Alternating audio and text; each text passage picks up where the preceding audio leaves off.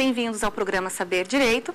Eu sou a professora Patrícia Fontanella, advogada e professora de Direito Civil, e estamos trabalhando com o tema Direito de Família e Sucessões. A aula de hoje será sobre união homoafetiva, aspectos teóricos e práticos dentro do contexto de discussões polêmicas que existem no direito de família. Nós temos aqui no estúdio os alunos, o Tiago, a Késia, a Andréia, que estarão conosco e também poderão fazer os seus questionamentos. Aos que estão em casa, que desejem fazer questionamentos, só encaminhar e-mail para saberdireito@stf.jus.br e peço que o aluno se identifique, bem como coloque referente a qual curso para que possamos aqui responder aos seus questionamentos. Bom, na última aula nós trabalhamos parentalidade e filiação, sendo que na primeira aula nós iniciamos este curso com o tema famílias simultâneas. Então, seguindo a mesma linha, outro tema bastante polêmico e que desperta curiosidade, seja no público ou nos operadores do direito, diz respeito à união entre pessoas do mesmo sexo e como vem sendo tratado pelos tribunais na atualidade e também como a doutrina, os teóricos vêm tratando o tema. Bom, inicialmente nós precisamos ter as noções muito claras a respeito de casamento. Porque no senso comum as pessoas falam, puxa vida, mas será que eu posso falar em casamento entre pessoas do mesmo sexo? Porque existem países que já assim contemplam essa possibilidade. E o Brasil? E as decisões dos tribunais, em que contexto nós podemos inserir essa discussão? Bom, para falar de casamento, nós precisamos ter em mente que casamento no Brasil se dá entre pessoas de sexo diferentes.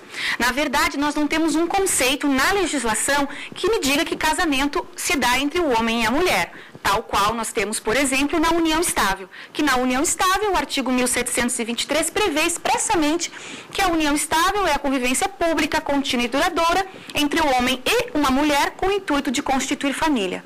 Bom, para o casamento, cujas regras estão a partir do artigo 1511, nós temos apenas as regras que tratam do casamento. Então, dali, os teóricos sempre retiraram o conceito de casamento. E que para nós, então, sucintamente, nada mais é do que a união legal entre o homem e a mulher com o intuito de compartilhar suas vidas. Lembrando que a procriação um dia já esteve no conceito de casamento, mas que hoje, na verdade, a gente sabe que até pelo contexto familiar, nós temos aí uma série de arranjos e nem filhos, necessariamente podem existir nesse contexto. Assim porque já tivemos decisão dos tribunais reconhecendo como impenhorável o único bem de pessoa solteira, à luz da regra da impenhorabilidade do bem de família. Daí porque o conceito de família é maleável, a partir do contexto e da casuística apresentada.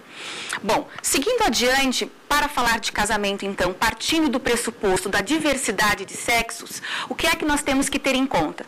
Nós temos que ter em conta que, se nós tivermos no nosso país casamento formalizado entre pessoas do mesmo sexo, nós estaremos falando de casamento inexistente. O que é o casamento inexistente? Na verdade, o legislador, nós nunca tivemos nenhuma lei ou regra que trate de casamento inexistente ou dos efeitos da inexistência no mundo jurídico. Na verdade, o Código de 16 sempre tratou dos negócios nulos e anuláveis, casamento nulo e anulável, como o Código de 2002. A inexistência, a teoria da inexistência, e por isso esse nome, teoria, porque está no âmbito teórico.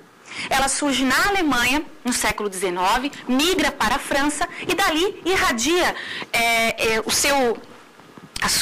essa discussão, justamente porque a teoria da inexistência surgiu num contexto, porque para se justificar certas situações de casamento que não se encaixavam nem nos atos ou negócios jurídicos nulos, nem anuláveis. E, consequentemente, então, a inexistência ou a teoria da inexistência surge para dar conta de situações em que um casamento havia sido realizado, mas não se tinha o pressuposto mínimo, o pressuposto básico para se falar em casamento existente. Bom, no Brasil, nós, como já disse, não temos nenhuma regra, o legislador não trabalhou com a inexistência, nós também, para quem trabalha na perspectiva da teoria da inexistência, quando nós tivermos, porventura, um casamento realizado entre duas pessoas do mesmo sexo e devidamente registrado, nós podemos falar, se aplicarmos a teoria da inexistência. Então, estaríamos no âmbito da inexistência, o casamento inexistente. Quais são as 3 situações que a doutrina traz para se trabalhar com casamento inexistente? 3 são as situações específicas, quais sejam. A primeira delas é a ausência de diversidade de sexos. Como nós já falamos anteriormente, se eu tenho um casamento celebrado e entre duas pessoas do mesmo sexo, no nosso país, trata-se de casamento inexistente, justamente porque ele não tem pressuposto básico, que é a diversidade, que no nosso país ainda continua sendo um requisito. Segunda possibilidade para se falar de casamento inexistente é justamente a ausência de celebração, né? Na verdade, a ausência de consentimento realizado pelos nubentes. Então, na verdade, se questionado acerca do seu desejo de casar, né, se porventura queda-se silente, nós temos aí a ausência do consentimento, né, e se porventura for dado continuação, é casamento inexistente. É um exemplo. Uma outra situação que eu também gosto muito de trabalhar para que os alunos não confundam é quando se fala da coação física. A agressão física, ela entra na inexistência do casamento, ao passo que a coação moral, aquela que nós estudamos, que também anula o negócio jurídico no 151, e que também anula o casamento lá no 1568, 69, é a coação moral, né? É aquela em que alguém, né, ameaça a outra pessoa ou uma pessoa de sua família, certo? E esse temor faz com que a pessoa pratique um ato que não faria se não fosse aquela coação. Então, nesse caso, nós podemos falar em anulabilidade. Quando nós falamos em coação física, na agressão, nós entramos no contexto de inexistência, de ausência de consentimento. São apenas 2 exemplos, dentre outros que poderíamos citar. A terceira situação diz respeito à ausência de celebrante competente. Ou seja, no nosso país, desde 88, há a figura do juiz de paz, né, que substituiu a figura do juiz de casamento, e o juiz de paz, ele é o responsável, então, por celebrar os casamentos, em regra. Claro que existem estados em que o juiz de direito até pode realizar o casamento, mas, de qualquer maneira, em regra, o juiz de paz possui essa competência. Bom, competência absoluta, ou seja, a incompetência absoluta para celebrar casamentos é onde nós podemos encontrar o casamento inexistente. Então, nós estamos falando em incompetência em relação à matéria, ratione materia, ou seja, quem celebra o casamento não tem competência para celebrá-lo. Então, nesse sentido, nós teríamos uma terceira situação de casamento inexistente. O Código Civil, o legislador no Código atual, ele relativizou uma situação específica com relação a incompetência celebrar casamentos, com base na chamada teoria da aparência, que nós já trabalhamos em outras aulas e que diz respeito à maneira pela qual a situação se apresenta. Então, nós temos lá no artigo 1564 do Código, nós encontramos o quê? Nós encontramos a possibilidade de se validar um casamento que tenha sido celebrado por pessoa que não tenha competência, desde que ela seja sim reconhecida como quem celebra esses casamentos na localidade onde isso tenha sido realizado e que tenha sido feito o registro desse casamento. Então, com base na teoria da aparência, e porque justamente o matrimônio, querendo ou não, o legislador ainda deixa muito claro a sua preferência aí, sempre em dúvida, pró-matrimônio, nós temos essa possibilidade de convalidar, mas em caráter excepcional, quando se falar em incompetência do celebrante. Mas, em regra, é casamento inexistente. Não esquecendo que seria possível reconhecer esse relacionamento como união estável. Porque união entre duas pessoas que não estão fora do casamento, que estão fora do casamento, nós falamos em união estável. Bom, são essas 3 situações específicas para se falar de casamento inexistente. O que nós encontramos ainda para poder continuar o nosso assunto e chegar em união homoafetiva? União estável. A união estável, como eu já adiantei, artigo 1723 do Código, prevê expressamente que é reconhecida como união estável a união pública, contínua e duradoura entre o homem e a mulher com o intuito de constituir família, Ora, lá no artigo 1723, nós tivemos pela primeira vez na legislação codificada essas regras. Anteriormente, como nós sabemos, em 88 houve o reconhecimento da união estável. Em 94, nós tivemos a primeira lei que tratou do assunto. Em 96, a segunda, a 9278, e tivemos, em seguida, o Código Civil com as suas regras a partir do 1723.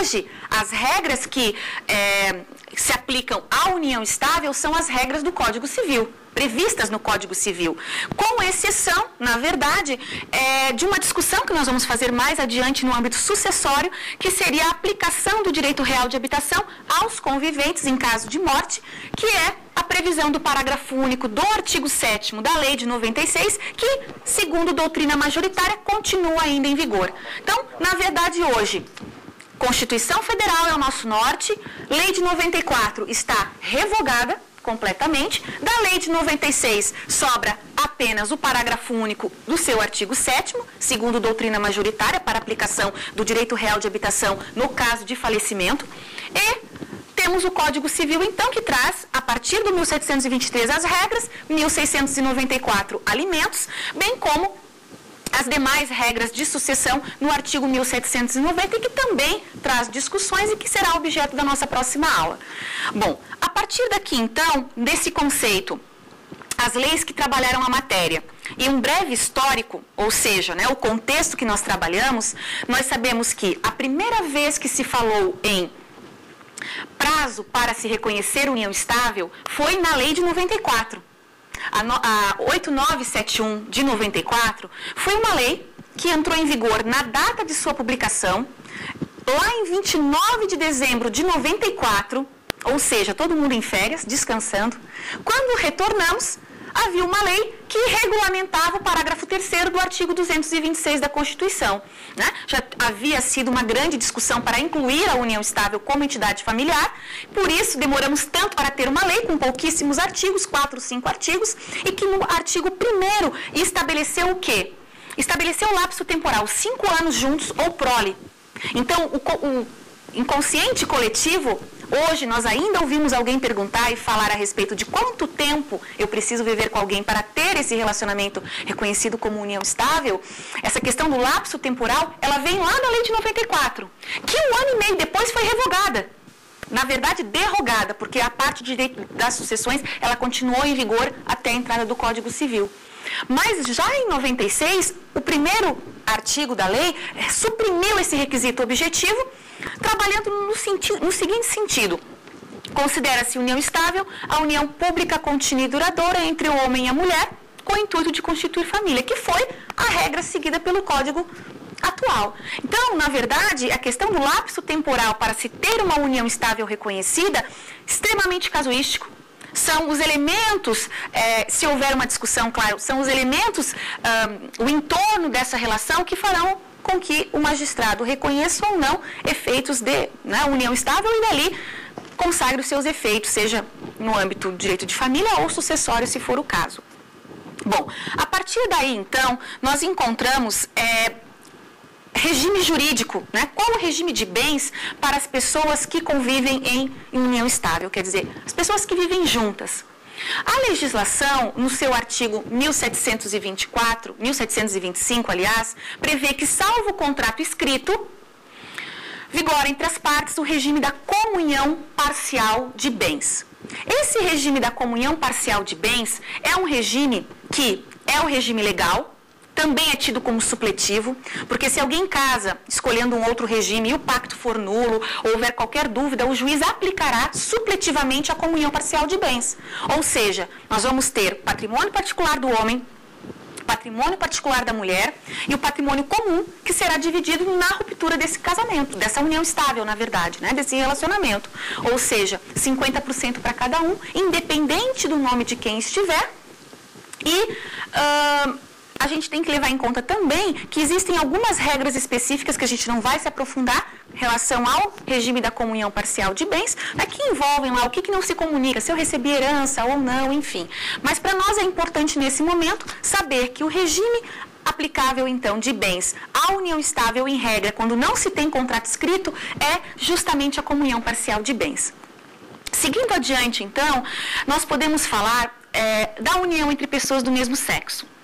Vejam que eu passei fundamentalmente, fiz uma parte introdutória, falamos de casamento, falamos de união estável um pouco mais, e agora nós vamos falar então da união homoafetiva. Ou a união homoafetiva, união entre pessoas do mesmo sexo, mas o termo união homoafetiva, que inclusive eu recebi e-mail da doutora Berenice ainda esta semana, e ela, muito feliz, trazia a informação de que já estamos no dicionário. Quer dizer, a expressão direito homoafetivo, ela já foi incluída no nosso dicionário Aurélio, justamente porque lá em 97, 98, quando ela lançou uma obra que ganhou uma repercussão nacional e com a fundação do Instituto Brasileiro de Família e tudo mais, ela trabalhou muito com a figura da união homoafetiva.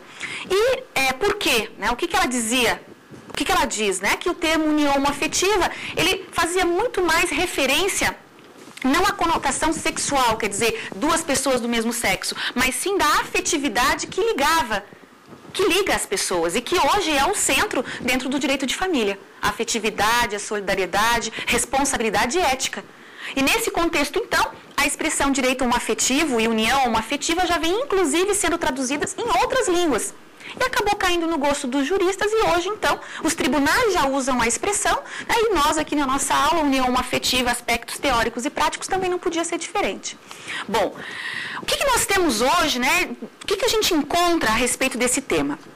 Bom, primeira coisa quando se fala da orientação sexual de uma pessoa, embora também existam teóricos que não concordem com a expressão orientação sexual, é a que mais vem sendo utilizada, quer dizer, para qual a minha conduta, para qual, se eu me inclino para pessoas do mesmo sexo, sexos diferentes, ou até mesmo a nenhum dos sexos.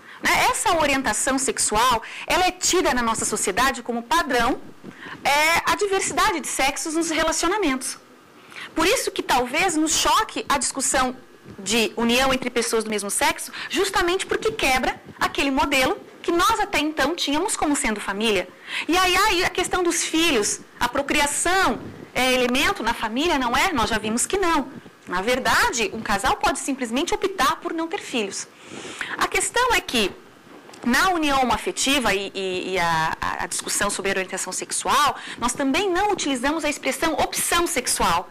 Também não vem sendo assim tratado, justamente por quê? Porque se tem uma orientação sexual diferente daquilo que é o padrão numa sociedade, talvez se ele pudesse optar, ele não optaria por ser marginalizado, por ser discriminado, como todos nós sabemos, a luta que existe das minorias, inclusive a dos homossexuais, justamente em reivindicar direitos a partir da nossa Constituição Federal e que possamos, então, viver num mundo mais digno e que respeite as individualidades e as diferenças, fundamentalmente.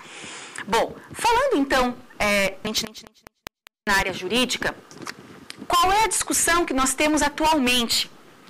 Quer dizer, será que essas uniões devem ser tratadas no âmbito do direito das obrigações? Quer dizer, eu não posso incluir essas uniões no âmbito de família? Ou, sim, essas uniões entre pessoas do mesmo sexo podem ser contempladas pelo direito de família? Antes de nós darmos sequência, eu pergunto, alguma dúvida? Minha pergunta é o seguinte, no Brasil já tem algum projeto de lei tratando da matéria? Então, nós tivemos já, desde 95, inclusive o projeto de lei 1165 de 95, que foi o projeto que mais teve visibilidade, a chamada Parceria Civil Registrada, que foi proposta na época pela Marta Suplicy. Na verdade, ele nunca acabou sendo posto em votação algumas vezes e acabou sendo arquivado, não vingou, vamos dizer assim, e que é o mais conhecido, mas hoje o que nós temos tramitando no Congresso Nacional é o Estatuto das Famílias. Esse Estatuto das Famílias, ele basicamente, retira-se o livro de família do bojo do Código Civil para se trabalhar em microsistema como um estatuto, tal qual, por exemplo, o Estatuto da Criança e do Adolescente, justamente porque, como a família está em constante transformação, fica até mais fácil se eventualmente se precisar fazer alguma modificação, né? Também tem essa questão, mas fundamentalmente de se trabalhar com o Estatuto das Famílias. E o Estatuto das Famílias, ele traz o artigo 68, que prevê expressamente da união homoafetiva. E ali nós temos o quê? O reconhecimento da união entre pessoas do mesmo sexo e que, quando assim o for, aplicar-se-ia a regra da união estável. Um projeto que ainda está tramitando, né, e nós temos ainda que aguardar para verificar se efetivamente, né, a redação final no Estatuto das Famílias relativas à união homoafetiva será essa ou não. Mas a proposta é incluir a união homoafetiva como mais uma espécie de entidade familiar nos moldes do que nós vamos trabalhar. Então, é o que nós temos hoje de mais atual sobre o tema. Bom, dando sequência, então, nós falávamos a respeito dessa dualidade, né? O que nós temos hoje no direito brasileiro a respeito do tema? Primeiro, o Brasil não tem lei, então fica a respeito do tema.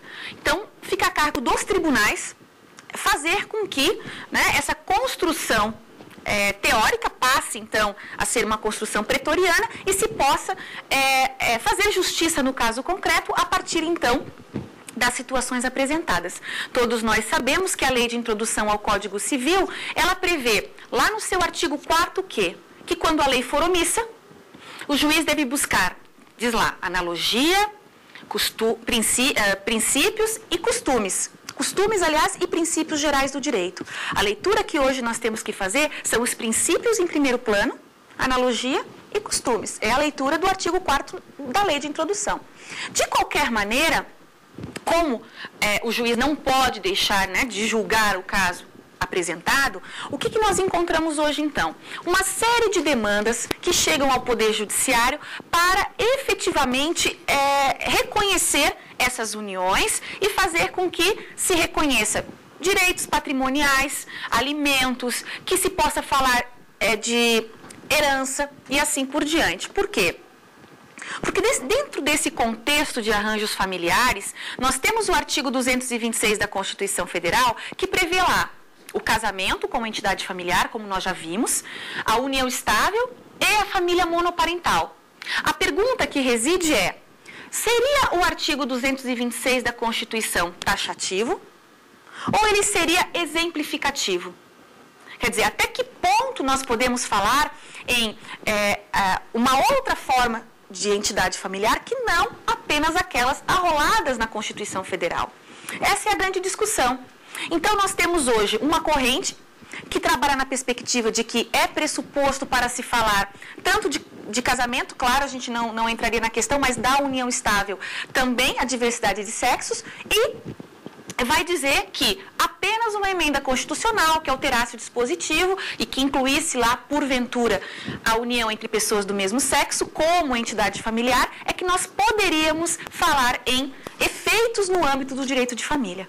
Então, para esta corrente, nós vamos trabalhar na seguinte perspectiva.